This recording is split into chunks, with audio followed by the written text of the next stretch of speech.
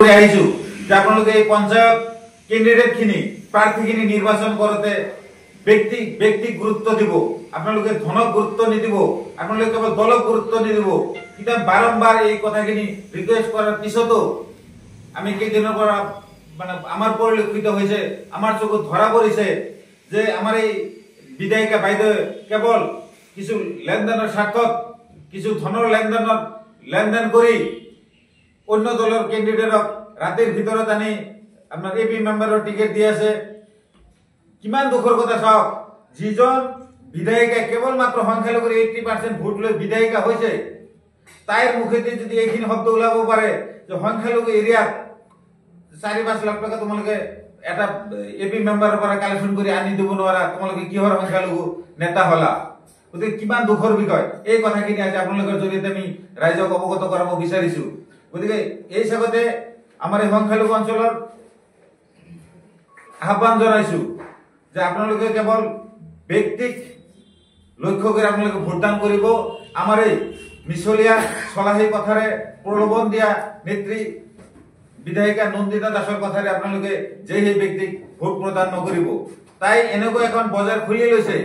Cable মাত্ৰ যোনে টকা বেশি দিব পাৰিব তেওঁকে পঞ্চায়তৰ টিকেট তেওঁ প্ৰদান কৰি আছে। গতিকে আমি সংখ্যালঘু রাইজক আহ্বান জানাইছো যে আপনালোকে নির্বাচন খেলক, কিন্তু যাতে আপনালোকে রাইজর উন্নয়ন করব পারে। যে চাওক আজি এখন এপি মেম্বারের টিকেট লওতে যদি 5 লাখৰ পৰা 7 লাখ টাকা এমএলএক দি টিকেট আনিব লাগে, সেইজন এপি মেম্বারের রাইজর কাম কেনেকে করা সম্ভব, রাইজর উন্নয়ন কেনেকে করব না নিজের 5 লাখ টাকা ধারে মারিব। আজি এনেকুৱা হৈছে যে স্ত্রী গহনা বন্ধ করে থয়েও এই পঞ্চায়েতের টিকেটের পিছে পিছে আমার সংখ্যালঘু জনসাধারণ দৌড়ি আছে। গতিকে এইখিনিও আমি সতর্ক করে দিব বিচাৰিছো যে সংখ্যালঘু রাইজ তথা জনসাধারণ যে আপনালোকে আজি হয়তো কমসে কম বুঝি পাওক যে এই মিছা প্রলোভন দিয়ে আমার এই এমএলএর কথা নুশুনি আপনালোকে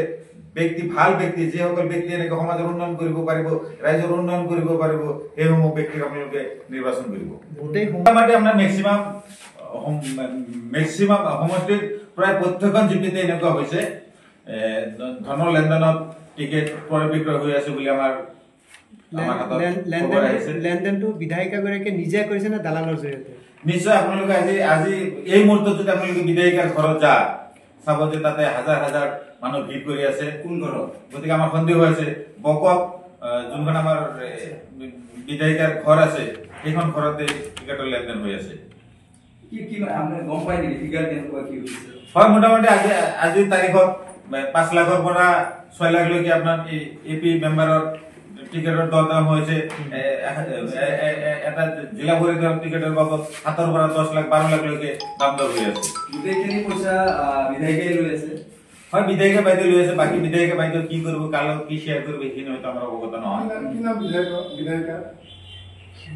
নন্দিতা দাস বজাৰ মিলি লৈছে। মেম্বাৰৰ পৰা লৈ আছে নেকি? মেম্বাৰৰ পৰা এই কথাটো গম পোৱা নাই। যে আজি চাওক যে যোনখন ঠাইত বিধায়িকা বাইদেউৰ ঘৰ বকত, আজি বক এলেকাত পাৰ্টিৰ পৰা নন্দিতা বাইদেউ নিজে পইচা দি কেন্দ্ৰীয় বিচাৰি পোৱা নাই। আৰু আমাৰ সংখ্যালঘু অধ্যুষিত অঞ্চলত তেওঁলোকে 5 পৰা 7 লাখ টকা তেখেতক সংগ্ৰহ কৰি দিব লাগে, তাৰপিছত তেখেতে টিকেট প্ৰদান কৰি আছে। ইয়াতকে আৰু নিৰ্লজ্জ, ইয়াতকে আৰু দুখজনক কথা যে আমার বিধায়িকা ডাঙরিয়ানি প্রায় 10 বছর কাল আমার এই বক সমষ্টিত তেওঁ নেতৃত্ব দিলে। গতিকে আজি যেহেতু পঞ্চায়েত নির্বাচন সমাগত, তেখেতে এই বিগত 10টা বছরে প্রায় 9টা বছর অতিক্রম হবলৈ হল। তেখেতে একচুয়ালি কব গেলে কোনো ধরনের উন্নয়নমূলক কাম আমার এই সংখ্যালঘু এলেকাতে যিখিনি পঞ্চায়েত সেইখিনিত করা আমার পরিলক্ষিত হওয়া নাই। গতিকে যেহেতু এতিয়া পঞ্চায়েত নির্বাচন সমাগত, সেই কাম যেহেতু ইমান দিনে কৰা নাই, তেখেতে এতিয়া কি আৰম্ভ কৰিছে, বিজনেস আৰম্ভ কৰি দিছে। বিজনেস কেনেকুৱা যে আমাৰ এই সংখ্যালঘু এলেকাত যিখিনি গাঁও পঞ্চায়ত আছে, গাঁও পঞ্চায়তৰ এপি মেম্বাৰৰ টিকেটৰ নামত তেখেতে বিধায়িকা ডাঙৰীয়াই 7 পৰা 5 লাখ টকা সংগ্ৰহ কৰি আছে। আৰু যিখিনি আমাৰ জিলা পৰিষদৰ মানে প্ৰাৰ্থিত্ব প্ৰত্যাশী আছে তেওঁলোকৰ পৰা 10 পৰা 12 লাখ টাকাকে ডিমান্ড কৰি বিধায়িকা ডাঙৰীয়াই নিজে এই ধনখিনি সংগ্ৰহ কৰি আছে। বিধায়িকা আমাৰ বক সমষ্টিৰ বিধায়িকা নন্দিতা দাস ডাঙৰীয়াই। এই লেনদেন যে হৈ আছে নিজে কৰি আছে ক'ত কৰি আছে আৰু হয় আমাৰ যিখিনি হাতত তথ্য আছে বিধায়িকা ডাঙৰীয়ে নিজে কৰি আছে তাইৰ বকত আকছিয়াত যোনটো ঘৰ এই ঘৰত বহি তাই নিজে লেনদেন কৰি আছে এপিচিচিৰ নেতৃত্বক কি দাবী জনাব কেৱল এপিচিচি নহয় অসমৰ যোনখিনি মানে কংগ্ৰেছৰ হাইকমাণ্ড বুলি কয় এই কংগ্ৰেছৰ হাইকমাণ্ডক আজি আপোনালোকৰ জৰিয়তে আমি দাবী জনাইছো এনেকুৱা মানুহক যাতে অনাগত দিনত কেৱল আমাৰ বক সমষ্টিয়ে নহয় অসমৰ কোনো এখন সমষ্টিত যাতে এই লুটপাট কৰাৰ কাৰণে তাইক প্ৰাৰ্থী নিদিয়ে এনেকুৱা মানুহক যাতে ৰাজনীতিৰ পৰা বিৰত ৰাখে নহলে আমাৰ এই সংখ্যালঘু মানুহে নহয় অসমৰ যোনখন সমষ্টি যাব সেই সমষ্টি কুঙা হৈ থাকিব সেই সমষ্টিৰ কোনো ধৰণৰ উন্নয়ন কাম নহয় বুলি আমি আজি আপোনালোকৰ জৰিয়তে দাবী জনাইছো টিকেট প্ৰদানৰ নামত কি বজাৰ খুলি লৈছে নেকি কেৱল বজাৰে নহয় এনেকুৱা হৈছে যে চাওক আজি এখন গাঁও পঞ্চায়তৰ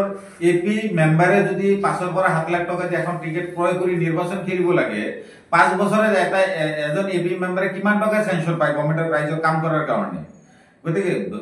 আপোনাৰ পত্নী স্ত্ৰীৰ গহনা বন্ধকত থৈ আজি টিকেটৰ পিছত মানুহখিনি দৌৰিব লগা হৈছে গতিকে আমি আপোনালোকৰ জৰিয়তে আহ্বান জনাইছো এনেকুৱা লোভী বিধায়িকা ডাঙৰীয়াক যাতে কোনো ধৰণৰ মানে প্ৰশ্ৰয় নিদিয়ে হাইকমাণ্ডে গতিকে আমি এপিচিচিকো আজি আপোনালোকৰ জৰিয়তে দাবী জনাইছো এখেতক যাতে অনাগত দিনত অসমৰ কোনো এখন সমষ্টিত যাতে প্ৰাৰ্থিত্ব প্ৰদান নকৰে এই কথাখিনি সত্য কথা মই নিজে যিহেতু ইয়াৰ সাক্ষী যোৱা কিছুদিন ধৰি আমাৰ যিহেতু বকৰ ছয়গাঁও মিলি চহৰীয়া সমষ্টি গঠন হৈছে গতিকে ইয়াৰ লগত আমাৰ অলপ যোগাযোগ আগতকৈ বহুত উন্নত হৈছে উন্নত হোৱাৰ লগে লগে আমি বিধায়িকা নন্দিতা ডাঙৰীয়াই কি কৰি আছে আৰু বিধায়ক ৰকিবুদ্দিন আহমেদ ডাঙৰীয়াই কি কৰি আছে এই কথাখিনি আমি মানে প্ৰত্যেক দিনে খবৰ লৈ আছোঁ যোৱা কিছুদিন ধৰি চমৰীয়া ব্লকত সংখ্যালঘু অধ্যুষিত অঞ্চলত বিধায়িকা নন্দিতা ডাঙৰীয়াই মাছৰ বজাৰ খুচি লৈছে পঞ্চায়তৰ টিকটৰ নামত এনেকুৱা পৰ্যায় গৈছে ৱাৰ্ড মেম্বাৰৰ পৰা সমৰ্থন দিব তথাপিও পইচা লাগে এনেকুৱা এটা পৰ্যায় গৈ গৈছে মাছৰ বজাৰ ক'লে আমাৰ ভুল নহ'ব গতিকে এনেকুৱা নিষ্কৰ্ম এজন বিধায়িকা প্ৰায় 10 বছৰ কাৰ্যকাল অতিক্ৰম কৰিলে বিধায়িকা হিচাপে আমি আজি গৰৈমাৰীৰ পৰা নগৰবাৰীলৈকে আহোঁতে প্ৰায় 2 ঘণ্টা সময় লাগিছে মটৰ চাইকেল লৈ এনেকুৱা ৰাস্তা কঁকালৰ বিষ হৈ গৈছে গতিকে এনেকুৱা এজন নিষ্কৰ্ম বিধায়িকাক কংগ্ৰেছ দলৰ হাইকমাণ্ডক এটা আমি জোৰদাৰ দাবী জনাইছোঁ এনেকুৱা নিষ্কৰ্ম বিধায়িকা কোনো দিনেই কোনো এখন অসমত